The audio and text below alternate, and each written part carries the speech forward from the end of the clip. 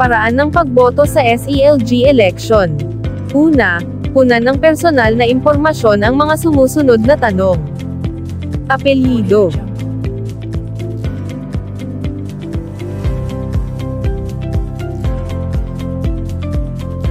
Unang pangalan.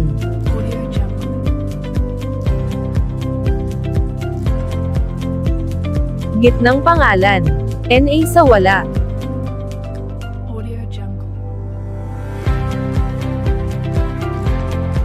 Piliin ang grade level na kinabibilangan at i-click ito.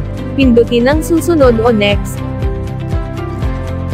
Piliin ang pangalan ng section na kinabibilangan. Pindutin ang susunod o next. Pumili ng mga kandidato sa bawat posisyon. President, pumili ng isa lamang at i-click ang larawan o picture. Vice President, pumili ng isa lamang at i-click ang larawan o picture. Secretary, pumili ng isa lamang at i-click ang larawan o picture. Treasurer, pumili ng isa lamang at i-click ang larawan o picture. Auditor, pumili ng isa lamang at i-click ang larawan o picture.